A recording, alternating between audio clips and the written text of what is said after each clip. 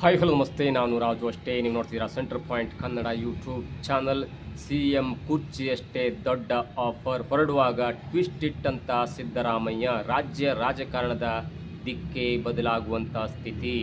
DK CM ಆಗೋಕ್ಕೆ ಸತಪ್ರಯತ್ನ ಮಾಡಿದಂಥ ಆ ಮಹಿಳೆ ಯಾರು?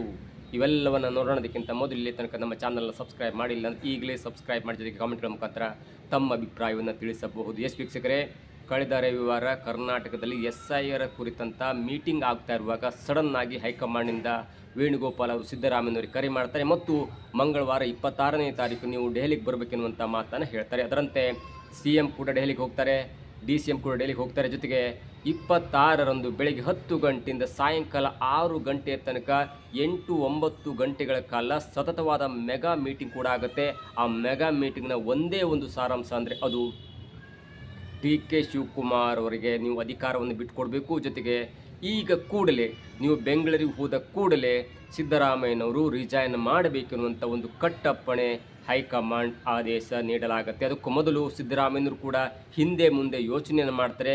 ಆ ಮಧ್ಯಂತರ ಅವಧಿಯಲ್ಲಿ ರಾಹುಲ್ ಗಾಂಧಿಯವರು ಸೋನಿಯಾ ಗಾಂಧಿಯವರ ಮನೆಗೆ ಹೋಗಿ ಊಟ, ಅಂದರೆ ತಾಯಿ ತಮ್ಮ ಮನೆಗೆ ಹೋಗಿ ಊಟ ಮಾಡುವಾಗ ಅಲ್ಲಿ ಆದಂಥ ಒಂದು ಬೆಳವಣಿಗೆ ಇದೆಯಲ್ಲ, ಆ ಬೆಳವಣಿಗೆ ದೊಡ್ಡ ರೋಚಕತೆಯಿಂದ ಕೂಡಿತ್ತು. ಸೋನಿಯಾ ಗಾಂಧಿಯವ್ರ ಜೊತೆ ಪ್ರಿಯಾಂಕಾ ಗಾಂಧಿ ಇರ್ತಾರೆ, ಪ್ರಿಯಾಂಕಾ ಗಾಂಧಿಯವ್ರ ಜೊತೆ ಅಂಬಿಕಾ ಸೋನಿ ಇದ್ದರು ಎನ್ನುವಂಥ ಮಾಹಿತಿ ಈಗ ಹೊರಗೆ ಬರ್ತಾ ಇದೆ. ಅಂಬಿಕಾ ಸೋನಿ ಇದ್ರಾ ಇಲ್ವಾ? ಅದಕ್ಕಿಂತ ಮಿಗಿಲಾಗಿ DK ಶಿವಕುಮಾರ್ ಅವರನ್ನ CM ಮಾಡೋಕ್ಕೆ ಅಂಬಿಕಾ ಸೋನಿ ಅವರು ಸತ ಪ್ರಯತ್ನವನ್ನು ಮಾಡಿದ್ದರು ಎನ್ನುವಂಥ ವಿಷಯ ಇದೀಗ ಹೊರಗಡೆ ದೊಡ್ಡದಾಗಿ ಸುದ್ದಿ ಆಗ್ತಿದೆ. ಅದಕ್ಕೆ ಮೂಲವಾದಂಥ ಕಾರಣ ರಾಜಸ್ಥಾನದಲ್ಲಿ ಅಶೋಕ್ ಗೆಹ್ಲೋಟ್ ಮತ್ತು ಸಚಿನ್ ಪೈಲಟ್ ಅವರ ಮಧ್ಯೆ ಆದಂಥ ತಿಕ್ಕಾಟದಿಂದ ಹೇಗೆ ರಾಜಸ್ಥಾನದಲ್ಲಿ ಕಾಂಗ್ರೆಸ್ ನೆಲಕಟ್ಟು ಮತ್ತು ಆ ರಾಜಸ್ಥಾನವನ್ನು ಹೇಗೆ ತನ್ನ ಕಪಿಮುಷ್ಟಿಗೆ BJP ತೆಗೆದುಕೊಳ್ತು ಎನ್ನುವಂಥ ಒಂದು ಉದಾಹರಣೆ. ಆದರೆ ಮತ್ತೊಂದು ಕಡೆ ಮಧ್ಯಪ್ರದೇಶದಲ್ಲೂ ಕೂಡ ಕಮಲ್ನಾಥ್ ಮತ್ತು ಜ್ಯೋತಿರಾದಿತ್ಯ ಸಿಂಧ್ಯಾ ಅವರ ನಡುವೆ ಆದಂಥ ಒಂದು ಒಳಜಗಳ. ಅದಾದ ನಂತರ ಪಕ್ಷದ ಒಂದು ನೀತಿಯಿಂದ ಬೇಸತ್ತು 2020ರಲ್ಲಿ 22 MLAಗಳೊಂದಿಗೆ ಕಾಂಗ್ರೆಸ್ ಪಕ್ಷದ ಯುವ ಮುಖಂಡರಾದಂಥ ಜ್ಯೋತಿರಾದಿತ್ಯ ಸಿಂಧ್ಯಾ ಅವರು ಹೇಗೆ ಪಕ್ಷವನ್ನು ಇಬ್ಬಾಗ ಮಾಡಿ BJP ಬಂದು ಸೇರಿಕೊಂಡ್ರು. ಇದರಿಂದ ಅದಾದ ನಂತರದ ಇಲೆಕ್ಷನ್ನಲ್ಲಿ ಹೇಗೆ ಮಧ್ಯಪ್ರದೇಶದಲ್ಲಿ ಕಾಂಗ್ರೆಸ್ ನೆಲೆಕಟ್ಟು, ಇವೆಲ್ಲದರ ಒಂದು ಟಿಪ್ಪಣಿಗಳನ್ನು ಕೊಟ್ಟಂಥ, ಡಾಟಾವನ್ನು ಕೊಟ್ಟಂಥ, ಲೆಕ್ಕಾಚಾರವನ್ನು ಕೊಟ್ಟಂಥ ಅಂಬಿಕಾ ಸೋನಿ ಅವರು ಪ್ರಿಯಾಂಕಾ ಗಾಂಧಿಯವರನ್ನ ಮನವನ್ನು ಒಪ್ಪಿಸಿದ್ರು. ಅದು ಕೂಡ 6 ತಿಂಗಳ ಹಿಂದೆ. ಅದಾದ ನಂತರ ಪ್ರಿಯಾಂಕಾ ಗಾಂಧಿಯವ್ರ ಜೊತೆ ಸೋನಿಯಾ ಗಾಂಧಿಯವ್ರ ಜೊತೆ ಮಾತನಾಡಿದಂಥ ರಾಹುಲ್ ಗಾಂಧಿಯವರು ಒಂದು ಅಂತಿಮ ತೀರ್ಮಾನಕ್ಕೆ ಬರ್ತಾರೆ ಮತ್ತು ಊಟ ಮುಗಿಸಿ ಬಂದಂಥ ರಾಹುಲ್ ಗಾಂಧಿಯವರು ಸೆಕೆಂಡ್ ರೌಂಡ್ ಮೀಟಿಂಗ್ ಮಾಡುವಾಗ ನೇರವಾಗಿ ಹೇಳ್ತಾರೆ, ನೋಡಿ ನಿಮ್ಗೆ ಏನು ಆಫರ್ ಬೇಕು, ಏನು ಬೇಕು ಎಲ್ಲವನ್ನೂ ಕೊಡ್ತೀವಿ, ಆದರೆ ಬೆಂಗಳೂರಿಗೆ ಹೋದ ತಕ್ಷಣವೇ ನೀವು ರಾಜೀನಾಮೆಯನ್ನು ಕೊಡಬೇಕು ಮತ್ತು ಸ್ಮೂತಾಗಿ ಅಧಿಕಾರವನ್ನು DK ಶಿವಕುಮಾರ್ ಅವರಿಗೆ ಬಿಟ್ಟುಕೊಡಬೇಕು. ಇಲ್ಲಿ ಯಾವುದೇ ಗೊಂದಲ ಇರಬಾರ್ದು ಮತ್ತು ನಮ್ಮ ಒಟ್ಟಾರೆ ಉದ್ದೇಶ 2028ಕ್ಕೆ ಕರ್ನಾಟಕದಲ್ಲಿ ಕಾಂಗ್ರೆಸ್ ಪಕ್ಷ ಅಧಿಕಾರಕ್ಕೆ ಬರುವುದರ ಜೊತೆಗೆ 2029ರಲ್ಲಿ ಹೇಗಾದರೂ ಮಾಡಿ ನಾವು ಪಾರ್ಲಿಮೆಂಟ್ನಲ್ಲಿ ಅಧಿಕಾರವನ್ನು ಹಿಡಿಯಬೇಕು. ಹಾಗಾಗಿ 2028 ಮುಖ್ಯ. ಅದರ ಜೊತೆಗೆ 2029ರಲ್ಲೂ ಕೂಡ ಕರ್ನಾಟಕದಿಂದ ಸರಿಸುಮಾರು 25ರಿಂದ 26 MPಗಳನ್ನು ಗೆಲ್ಲಿಸಿಕೊಂಡು ಬರುವ ನಿಟ್ಟಿನಲ್ಲಿ ಸಿದ್ದರಾಮಯ್ಯ, DK ಶಿವಕುಮಾರ್ ಮತ್ತು ಒಟ್ಟಾರೆ ಕರ್ನಾಟಕದ ನಾಯಕರು ಶ್ರಮಿಸಬೇಕು. ಇಲ್ಲಿ ಮುಖ್ಯಮಂತ್ರಿ ಪದವಿಗಿಂತ ನಮಗೆ ಅಧಿಕಾರ ಮುಖ್ಯ ಮತ್ತು ಜನರ ಒಳಿತು ಮುಖ್ಯ ಎನ್ನುವಂಥ ಒಂದೇ ಒಂದು ಸಂದೇಶವನ್ನು ಹೇಳಿ ಸಿದ್ದರಾಮಯ್ಯನವ್ರನ್ನ ಮನವನ್ನು ಒಲಿಸಿ ನೇರವಾಗಿ ಬೆಂಗಳೂರಿಗೆ ಕಳಿಸ್ತಾರೆ. ಜೊತೆಗೆ ಸಿದ್ದರಾಮಯ್ಯನವರಿಗೆ ಒಂದು ಆಫರನ್ನು ಕೊಟ್ಟಿದ್ದರು DK ಶಿವಕುಮಾರ್, ಅಂದರೆ ರಾಹುಲ್ ಗಾಂಧಿ ಅವರು. ನೀವು ಸಿದ್ದರಾಮಯ್ಯನವರೇ 2013ರಿಂದ 2018 ತನಕ ಮುಖ್ಯಮಂತ್ರಿ ಆಗಿದ್ರಿ, ನಿಮ್ಗೆ ಯಾರೂ ಆಪರೇಷನ್ ಇರಲಿಲ್ಲ, ನೀವೇ ಒಂದು ಚಕ್ರ ಅಥವಾ ಅಧಿಪತಿ ಆಗಿದ್ರಿ. 2023ರಲ್ಲಿ ಅಧಿಕಾರಕ್ಕೆ ಬಂದಾಗಲೂ ಕೂಡ ಅಲ್ಲಿ ನಿಮ್ಮ ಪ್ರಯತ್ನದ ಜೊತೆ DK ಶಿವಕುಮಾರ್ ಅವರ ಪ್ರಯತ್ನ ಕೂಡ ಇತ್ತು. ಹೀಗಾಗಿ ನಿಮಗೆ ಮೊದಲು 3 ವರ್ಷಗಳ ಕಾಲ ಅವಧಿಯನ್ನು ಕೊಟ್ಟಿದ್ವಿ. ಅದಾದ ನಂತರ ಮಿಕ್ಕ 2 ವರ್ಷದ ಅವಧಿಗೆ DK ಶಿವಕುಮಾರ್ ಅವರು ಮುಖ್ಯಮಂತ್ರಿ ಆಗಲಿ. ನೀವು ಮುಖ್ಯಮಂತ್ರಿ ಸ್ಥಾನಕ್ಕೆ ರಿಜೈನ್ ಮಾಡೋ ಮೊದಲು ನಿಮಗೆ ದೊಡ್ಡ ಆಫರನ್ನು ಕೊಡ್ತೀವಿ. ಅದೇಂದರೆ ನೀವು ರಾಜ್ಯಸಭೆಗೆ ಬನ್ನಿ. ರಾಜ್ಯಸಭೆಗೆ ಬಂದು ಸುಮ್ಮನೆ ಕೂರೋದಲ್ಲ, ಅಲ್ಲೂ ಕೂಡ ನಿಮಗೆ ಲೀಡರ್ ಆಫ್ ಅಪೋಸಿಷನ್ LOPಯ ಒಂದು ಸ್ಥಾನವನ್ನು ಕೊಡ್ತೀವಿ. ಖರ್ಗೆ ಅವರ ರಾಜ್ಯಸಭಾ ಸದಸ್ಯ ಸ್ಥಾನ ಮುಗಿತದಿದೆ ಜೂನ್ 18ಕ್ಕೆ. ಅದಾದ ನಂತರ ನಿಮಗೆ ಆ ಒಂದು ರಾಜ್ಯಸಭೆಯಲ್ಲಿ ವಿರೋಧ ಪಕ್ಷದ ನಾಯಕ ಸ್ಥಾನವನ್ನು ಕೊಡ್ತೇವೆ. ಕೆಲವೊಬ್ರು ಹೇಳ್ತಾರೆ ಸಿದ್ದರಾಮಯ್ಯವ್ರಿಗೆ ಇಂಟ್ರೆಸ್ಟ್ ಇಲ್ಲ, ಹಿಂದಿ ಬರಲ್ಲ ಎನ್ನುವಂಥ ಮಾತಿದ್ರೂ ಕೂಡ KC ವೇಣುಗೋಪಾಲ್ ಕೂಡ ಹಿಂದಿ ಮಾತಾಡಲ್ಲ. ಅವರು ಕೂಡ ಪಾರ್ಲಿಮೆಂಟಲ್ಲಿ ಇಂಗ್ಲೀಷ್ನಲ್ಲಿ ಇಡೀ ನಮ್ಮ BJPಯನ್ನು ಎದುರಾಕೊಡ್ತಾರೆ, BJPಗೆ ಟಕ್ಕರ್ ಕೊಡ್ತಾರೆ. ಅದೇ ರೀತಿಯಲ್ಲಿ ಸಿದ್ದರಾಮಯ್ಯನವರಿಗೆ ಕಾನೂನು ಗೊತ್ತಿದೆ. ಇಡೀ ನಮ್ಮ ಕರ್ನಾಟಕದಲ್ಲಿ ಆಗುವಂಥ ಮತ್ತು ದೇಶದಲ್ಲಿ ಆಗುವಂಥ ಎಲ್ಲ ಆಗುಹೋಗುಗಳ ಒಂದು ಅರಿವಿದೆ. ಹೀಗಾಗಿ ಇಂಗ್ಲೀಷ್ನಲ್ಲಿ ಸರ್ಕಾರವನ್ನು, ಅದರಲ್ಲೂ ಮೋದಿಯವರನ್ನು ನೇರವಾಗಿ ಪ್ರಶ್ನೆ ಮಾಡ್ಬೋದು ಎನ್ನುವಂಥ ಆಫರ್ ಕೊಟ್ಟಾಗ ಅದಕ್ಕೆ ನಯವಾಗಿ ಸದ್ಯಕ್ಕೆ ತಿರಸ್ಕಾರ ಮಾಡಿದರೆ ಮುಂದೆ ಏನಾಗುತ್ತೋ ಗೊತ್ತಿಲ್ಲ. ಆದರೆ ಒಂದು ಹಂತಕ್ಕೆ ಈ ಎಲ್ಲ ಆಫರನ್ನು ತಿರಸ್ಕಾರ ಮಾಡೋದ್ರ ಜೊತೆಗೆ ತಾನು ಹೊರಡೋ ಮುನ್ನ, ರಿಸೈನ್ ಮಾಡುವ ಮುನ್ನ ಇದೀಗ ಜಾತಿ ಗಣತಿಯ ಲೆಕ್ಕಾಚಾರವನ್ನು ಕ್ಯಾಬಿನೆಟ್ನಲ್ಲಿ ನಿನ್ನೆ ಮಂಡನೆ ಮಾಡಾಗಿದೆ. ಅದರ ರೀತಿಯಲ್ಲಿ ನೋಡಿ, ಇಲ್ಲೇ ತನಕ ಲಿಂಗಾಯತರು ಜಾಸ್ತಿ ಇದ್ದರು, ಮುಸ್ಲಿಮ್ಸ್ ಜಾಸ್ತಿ ಇದ್ದರು, ಒಕ್ಕಲಿಗರು ತಾವು 1 ಕೋಟಿ ಅಂತ ಹೇಳ್ತಿದ್ರು, ಮುಸ್ಲಿಮ್ಸ್ ಕೂಡ ತಾವು 1 ಕೋಟಿ ಹತ್ತಿರ ಇದ್ದೇವೆ, ನಮ್ಮನ್ನು ನೀವು ಕಡೆಗಣಿಸಬಾರ್ದು ಎನ್ನುವಂಥ ದೃಷ್ಟಿ ಹೇಳ್ತಿದ್ರು. ಲಿಂಗಾಯತರು ಇಲ್ಲ, ನಾವು 1 ಕೋಟಿ 5 ಲಕ್ಷ ಇದ್ದೇವೆ ಅನ್ನುವಂಥ ಮಾತನ್ನು ಸ್ವತಃ ಶಾಮನೂರು ಶಿವಶಂಕರಪ್ಪನವರೇ ಸಿದ್ದರಾಮಯ್ಯನವರು ಟಾಂಗ್ ಕೂಡ ಕೊಟ್ಟಿದ್ರು. ಹೀಗಾಗಿ ಇದಕ್ಕೊಂದು ಅಂತ್ಯ ಹಾಡಬೇಕು.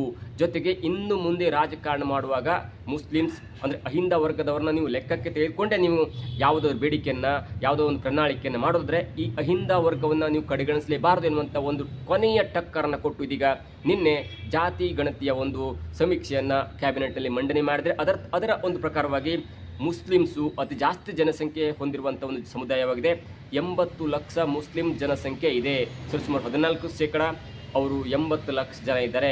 ಅದಾದ ನಂತರ ಲಿಂಗಾಯತ್ ಬರ್ತಾರೆ. ಲಿಂಗಾಯತ ಕಮ್ಯುನಿಟಿಯಿಂದ 65 ಲಕ್ಷ ಜನಸಂಖ್ಯೆ ಇದೆ. ಅವರು 11% ನಮ್ಮ ಕರ್ನಾಟಕದಲ್ಲಿದ್ದಾರೆ. ಅದಾದ ನಂತರ ಒಕ್ಕಲಿಗರು 60 ಲಕ್ಷ ಒಕ್ಕಲಿಗರು ನಮ್ಮ ಕರ್ನಾಟಕದಲ್ಲಿದ್ದಾರೆ. ಸುಮಾರು 10% ಅವರಿದ್ದಾರೆ. ಅದಾದ ನಂತರ ಕುರುಬರು ಬರ್ತಾರೆ. ಕುರುಬರು ಕೂಡ 45 ಲಕ್ಷ ಜನ ಇದ್ದಾರೆ.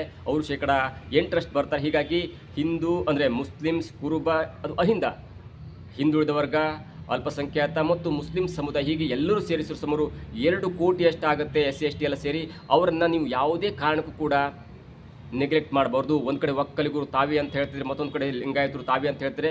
ಅವರನ್ನು ಬಿಟ್ಟು ಹಿಂದುಳಿದ ವರ್ಗ ಇದೆಯಲ್ಲ, ಅವರು ಕೂಡ 2 ರಿಂದ 2.5 ಕೋಟಿ ಆಗುತ್ತೆ. ಅವರನ್ನು ಯಾವುದೇ ಕಾರಣಕ್ಕೂ ಕೂಡ ನೀವು ಅಭಿವೃದ್ಧಿ ಕಾರ್ಯ ಬಂದಾಗ, ಘೋಷಣೆ ಕಾರ್ಯ ಬಂದಾಗ ಅಥವಾ ರಾಜಕಾರಣ ಬಂದಾಗ ಅವರನ್ನು ನೀವು ಯಾವುದೇ ಕಾರಣಕ್ಕೂ ಕಡೆಗಣನೆಗೆ ತೆಗೆದುಕೊಂಡು ಬಂದರೆ ಪರಿಗಣಿಸಲೇಬೇಕಾಗುತ್ತೆ ಮತ್ತು ಅವರನ್ನು ಕಡೆಗಣಿಸಬಾರ್ದು ಎನ್ನುವಂಥ ಒಂದು ಕೊನೆಯ ಒಂದು ಟ್ವಿಸ್ಟನ್ನು ಇಟ್ಟು ಇದೀಗ ರಾಜೀನಾಮೆಯನ್ನು ಕೊಡುವ ಹಂತಕ್ಕೆ ಬಂದಿದ್ದಾರೆ. ಇವತ್ತು ಆದಂಥ ಬೆಳವಣಿಗೆಯಲ್ಲಿ ಮಂಗಳವಾರವೇ ಕೂಡ 26ನೇ ತಾರೀಕು ಯಾವಾಗ ಸಿದ್ದರಾಮಯ್ಯನವರು ರಾಜೀನಾಮೆ ಕೊಡಬೇಕು ಅನ್ನುವಂಥ ವಿಷಯ ಬಂದಾಗ ಬೆಂಗಳೂರಿಗೆ ಹೊರಡೋ ಮುನ್ನ ಅವರ ತಮ್ಮ ಆಪ್ತರ ಮುಖಾಂತರ ತಮ್ಮ ಸಚಿವ ಸಂಪುಟದ ಸಹೋದ್ಯೋಗಿಗಳಿಗೆ ಒಂದು ಇವತ್ತು ಗುರುವಾರ ಬೆಳಗ್ಗೆ 9 ಗಂಟೆಗೆ ಉಪಹಾರ ಕಾರ್ಯಕ್ರಮವನ್ನು ಏರ್ಪಡಿಸಿದ್ರು. ಹೀಗಾಗಿ ಇವತ್ತು ಎಲ್ಲರೂ ಕೂಡ ಬಂದಿದ್ದರು, ಇನ್ಕ್ಲೂಡಿಂಗ್ DK ಶಿವಕುಮಾರ್ ಬಂದಿದ್ದರು.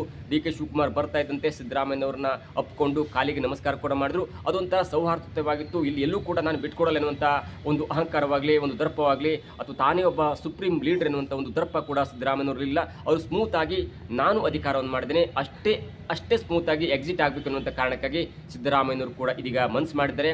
ಸಿದ್ದರಾಮಯ್ಯನವರು ತಾನು 3 ಗಂಟೆಗೆ ರಾಜೀನಾಮೆ ಕೊಡುವುದಾಗಿ ಘೋಷಣೆಯನ್ನು ಕೂಡ ಮಾಡಿದರೆ, ಜೊತೆಗೆ DK ಶಿವಕುಮಾರ್ ಅವರಿಗೆ ಒಳ್ಳೆಯದಾಗಲಿ ಅನ್ನುವಂಥ ಮಾತು ಹೇಳುವ ಮುಖಾಂತರ ಮುಂದಿನ ಮುಖ್ಯಮಂತ್ರಿಯಾಗಿ DK ಶಿವಕುಮಾರ್ ಅವರು ಆಯ್ಕೆ ಆಗ್ತಾರೆ ಅನ್ನುವಂಥ ಸ್ಪಷ್ಟ ಸುಳಿವನ್ನು ಕೂಡ ಕೊಟ್ಟಿದ್ದಾರೆ. ಇವತ್ತು ರಾಜ್ಯಪಾಲರಿಲ್ಲ, ಅವರು ಒಂದು ಕುಟುಂಬದ ಒಂದು ಸಮಸ್ಯೆಗೋಸ್ಕರ ಅಥವಾ ಅನಾರೋಗ್ಯದಲ್ಲಿ ಕುಟುಂಬದಲ್ಲಿ ಸ್ವಲ್ಪ ಸಮಸ್ಯೆ ಆದ ಕಾರಣ ನಿನ್ನೆ 10ವರೆಗೆ ಏರ್ಪೋರ್ಟ್ನಲ್ಲಿದ್ದರು. 11 ಗಂಟೆಗೆ ಅವರಿಗೆ ಫ್ಲೈಟ್ ಇದ್ದರು. ಅಂದರೆ ಇಂದೂರಿಗೆ, ಗುವಾಹಟಿಗೆ ಹೋಗಿದ್ದಾರೆ. ಇಂದೂರಿಂದ ತಮ್ಮ ಸ್ವಂತ ಕ್ಷೇತ್ರಕ್ಕೆ ಹೋಗಿದ್ದಾರೆ. ಆದರೆ ಯಾವಾಗ ಬರ್ತಾರೆ ಅನ್ನುವಂಥ ಈ ರಿಟರ್ನ್ ಟಿಕೆಟ್ ಕೂಡ ಫೈನಲ್ ಆಗಿಲ್ಲ. ಆದರೆ ಒಂದು ಮಾಹಿತಿಯ ಪ್ರಕಾರ 3 ಗಂಟೆಗೆ ಸಿದ್ದರಾಮಯ್ಯನವರು ರಾಜಭವನದ ಲೋಕಭವನಕ್ಕೆ ಹೋಗಿ ರಾಜ್ಯಪಾಲರ ಕಾರ್ಯದರ್ಶಿಗೆ ತಮ್ಮ ರಾಜೀನಾಮೆಯನ್ನು ಸಲ್ಲಿಸ್ತಾರೆ. ಮುಂದೆ ನೋಡಬೇಕು, ಅದು ಮತ್ತೊಮ್ಮೆ ರಾಜ್ಯಪಾಲರು ಕರೆದು ಅವರನ್ನು ಮಾತನಾಡಿಸಿ ರಾಜೀನಾಮೆಯ ಒಂದು ಸ್ಪಷ್ಟವಾದಂಥ ಒಂದು ಕಾರಣವನ್ನು ಕೇಳ್ತಾರೆ, ಅಥವಾ ಬಂದ ಕೂಡಲೇ ಈ ರಾಜೀನಾಮೆ ಪತ್ರಕ್ಕೆ ಸಹಿ ಹಾಕಿ ಅಂಗೀಕಾರ ಮಾಡ್ತಾರೆ. ಎಲ್ಲೂ ಕೂಡ ಕಾದು ನೋಡಬೇಕು. ಆದರೆ ಏನೇ ಆಗಲಿ ಸಿದ್ದರಾಮಯ್ಯನಂಥ ಒಬ್ಬ ಮುತ್ಸದಿ, ಒಬ್ಬ ರಾಜಕಾರಣಿ, ಅನ್ನರಾಮಯ್ಯ, ಹೀಗೆ ಅನೇಕ ಬಿರುದುಗಳನ್ನ ಹೊತ್ತುಕೊಂಡಿರುವಂಥ ಈ ಸಿದ್ದರಾಮಯ್ಯ ಕಾನೂನು ಪಂಡಿತ, 17 ಬಾರಿ ಆರ್ಥಿಕ ಬಜೆಟನ್ನು ಮಂಡನೆ ಮಾಡಿದಂಥ ಅಥವಾ ಸರ್ಕಾರದ ಬಜೆಟನ್ನು ಮಂಡನೆ ಮಾಡಿದಂಥ ಸಿದ್ದರಾಮಯ್ಯನವರು ಕೊನೆಯ ಗಳಿಗೆಯಲ್ಲಿ ಅತ್ಯಂತ ಪ್ರಬುದ್ಧತೆಯಿಂದ ನಡ್ಕೊಂಡಿದ್ದು ಇಡೀ ನಮ್ಮ ಕರ್ನಾಟಕ, ಇಡೀ ದೇಶವೇ ಒಂದು ಸಾಕ್ಷಿಯಾಗಿದೆ. ಜೊತೆಗೆ ಇನ್ನು ಮುಂದೆ ಯಾವೆಲ್ಲ ಡೆವಲಪ್ಮೆಂಟ್ ಆಗುತ್ತೆ ಎಲ್ಲೂ ಕೂಡ ಕಾದು ನೋಡಬೇಕಾಗಿದೆ. ಆದರೆ ಒಂದು ಹಂತಕ್ಕೆ ಸಿದ್ದರಾಮಯ್ಯರು ಯಾವ ಒಂದು ಬೇಡಿಕೆ ಇಟ್ಟಿಲ್ಲ ಮತ್ತು ಸದ್ಯಕ್ಕೆ ರಾಜಕಾರಣ ಸಾಕು, ನಾನು MLA ಆಗಿ ಮುಂದುವರಿತೇನೆ ಮತ್ತು ಕೆಲವೊಂದು ಸಮಸ್ಯೆಗಳಿಗೆ ಅಥವಾ ಈ ನೆಹರು ಕುಟುಂಬ ಅಥವಾ ಗಾಂಧಿ ಕುಟುಂಬಕ್ಕೆ ನಾನು ಕೊನೆಯ ತನಕ ಚಿರಋಣಿ ಆಗ್ತೇನೆ ಎನ್ನುವಂಥ ಮಾತನ್ನು ಹೇಳಿ ಹೊರಟಿದ್ದಾರೆ ಎನ್ನುವಂಥ ಮಾತು ಕೇಳಿಬಂದಿತ್ತು. ಅದರ ಮುಂದುವರೆದ ಭಾಗವಾಗಿ ನಿನ್ನೆ ಕೂಡ ನೆಹರು ಅವರ ಪುಣ್ಯ ಸ್ಮರಣೆಯ ದಿನ ಕೂಡ ಅವರು ಒಂದು ಮಾತನ್ನು ಹೇಳಿದರು. ಕ್ಯಾಪಿಟಲಿಸಮ್ ಮತ್ತು ಸೋಷಿಯಲಿಸಮರ ನಡುವೆ ಸ್ಮೂತಾಗಿ ಆಡಳಿತ ಮಾಡಿದಂಥವರು ಮತ್ತು ಅವರ ಮಧ್ಯೆ ಯಾವುದೇ ಬಿರುಕಿರಬಾರದು ಅನ್ನೋ ಕಾರಣಕ್ಕಾಗಿ ಮತ್ತು ಇಬ್ಬರನ್ನು ಕೂಡ ನಾವು ಪರಿಗಣನೆಗೆ ತೆಗೆದುಕೊಂಡು ಅಧಿಕಾರ ಮಾಡಬೇಕೆನ್ನುವಂಥ ದೃಷ್ಟಿಯಲ್ಲಿ ನೆಹರು ಅವರು ಸುಮಾರು 16 ವರ್ಷಗಳ ಕಾಲ ದೇಶದ ಪ್ರಧಾನಿಯಾಗಿದ್ದರು. ಅದಾದ ನಂತರ ಈ ಪಂಚವಾರ್ಷಿಕ ಯೋಜನೆ ಆಗಿರ್ಬೋದು, ಎಲ್ಲ ಯೋಜನೆಯನ್ನು ಕೊಟ್ಟಂಥ ನೆಹರು ಅವರಿಗೆ ಅತ್ಯಂತ ಒಂದು ಒಳ್ಳೆಯ ಒಬ್ಬ ರಾಜಕಾರಣಿಯಾಗಿದ್ದರು ಅನ್ನುವಂಥ ಮಾತನ್ನು ಹೇಳಿ ಗಾಂಧಿ ಕುಟುಂಬಕ್ಕೆ ಮತ್ತೆ ತಮ್ಮ ಒಂದು ಚಪ್ಪಾಳೆಯನ್ನು ತಟ್ಟಿದ್ರು. ಇದರ ಅಷ್ಟು ಉದ್ದೇಶ ಇಷ್ಟೇ, ಸ್ಮೂತಾಗಿ ನಮ್ಮ ಮತ್ತು ಗಾಂಧಿ ಕುಟುಂಬದ ಮಧ್ಯೆ ಯಾವುದೇ ಬಿರುಕಿಲ್ಲ ಎನ್ನುವಂಥ ಮಾತನ್ನು ಹೇಳಿದ್ದನ್ನು ನೋಡ್ತಾ ಇದ್ದರೆ ಮುಂದಿನ ದಿನದಲ್ಲಿ ಕಾಂಗ್ರೆಸ್ ಪಕ್ಷವನ್ನು ಬಲಪಡಿಸಲಿಕ್ಕೆ ಸಿದ್ದರಾಮಯ್ಯನವರು DK ಶಿವಕುಮಾರ್ ಅವರ ಜೊತೆ ಟೊಂಕ ಕಟ್ಟಿ ನಿಂತಿದ್ದಾರೆ. ಮುಂದಿನ ದಿನಗಳಲ್ಲಿ ಯತೀಂದ್ರ ಅವರು ರಾಜಕೀಯದಲ್ಲಿ ದೊಡ್ಡ ಹುದ್ದೆಯನ್ನು ಏರಬಹುದು ಅಥವಾ ರಾಕೇಶ್ ಸಿದ್ದರಾಮಯ್ಯನವರ ಮೊಮ್ಮಗ ಕೂಡ ಒಂದು ಒಳ್ಳೆಯ ಹಂತಕ್ಕೆ ಏರ್ಬೋದು. ಯಾಕಂದರೆ ಈಗಾಗಲೇ ಅವರು ನ್ಯಾಷನಲ್ ಯೂತ್ ಕಾಂಗ್ರೆಸ್ನಲ್ಲಿ ಸದಸ್ಯರು ಕೂಡ ಆಗಿದ್ದಾರೆ. ರಾಕೇಶ್ ಅವರ ಮೊಮ್ಮಗ ಅಂದರೆ ಸಿದ್ದರಾಮಯ್ಯನವರ ಮೊಮ್ಮಗ ರಾಕೇಶ್ ಅವರ ಪುತ್ರ. ಹೀಗಾಗಿ ಮುಂದಿನ ದಿನಗಳಲ್ಲಿ ತಮ್ಮ ಈಡೇರಿಕೆಗೆ ಒಂದೊಂದಾಗಿ ಈಡೇರಿಸುವಂಥ ಎಲ್ಲ ಸಾಧ್ಯತೆ ಕೂಡ ಇದೆ. ಅದಕ್ಕೆ ಪರ್ಯಾಯವಾಗಿ ರಾಹುಲ್ ಗಾಂಧಿಯವರು ಕೂಡ ಇದಕ್ಕೆ ಒಪ್ಪಿದ್ದಾರೆ ಎನ್ನುವಂಥ ಮಾತು ಕೂಡ ಕೇಳಿಬರ್ತಾ ಇತ್ತು.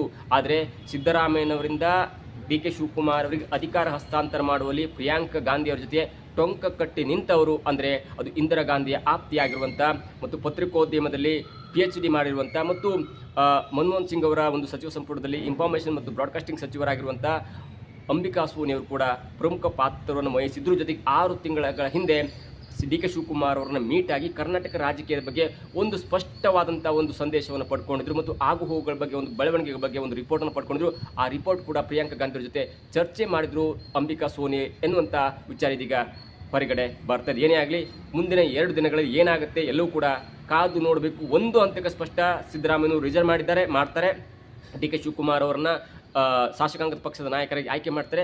KPCC ಅಧ್ಯಕ್ಷರಾಗಿ ಜಾರಕಿಹೊಳಿ ಇರ್ತಾರೆ ಮತ್ತು ಕೆಲವೊಂದು ಸಚಿವ ಸಂಪುಟದಲ್ಲಿ 32-33 ಸಚಿವರನ್ನು ಹೊಸದಾಗಿ ಆಯ್ಕೆ ಮಾಡ್ತಾರೆ ಅಥವಾ ಉಳಿದಂಥ 10 ಈಗಿನ ಸಚಿವರನ್ನೇ ಮತ್ತೆ ಪುನರಾಗಿ ಆಯ್ಕೆ ಮಾಡ್ತಾರೆ. ಎಲ್ಲವೂ ಕೂಡ ಕಾದು ನೋಡಬೇಕು. ಆದರೆ ಏನೇ ಆಗಲಿ ಡಾಕ್ಟರ್ ಜಿ ಪರಮೇಶ್ವರ್, ಕೃಷ್ಣ ಬೈರೇಗೌಡ, ಪ್ರಿಯಾಂಕ್ ಖರ್ಗೆ ಮತ್ತು ಕೆಲವಷ್ಟನ್ನು ಬಿಟ್ಟು ಮಿಕ್ಕ ಎಲ್ಲರನ್ನು ಕೂಡ ಹೊಸಬರಾಗಿ ಆಯ್ಕೆ ಮಾಡ್ತಾರೆ ಅನ್ನುವಂಥ ಸ್ಪಷ್ಟ ಸಂದೇಶ ಹೈಕಮಾಂಡ್ ಕರ್ನಾಟಕಕ್ಕೆ ಸೂಚನೆಯನ್ನು ಮಾಡಿದೆ. ಇದಾಗುತ್ತೆ ಇವತ್ತಿನ ವಿಶೇಷ. ನೋಡ್ತಾರೆ centre point Kannada YouTube channel.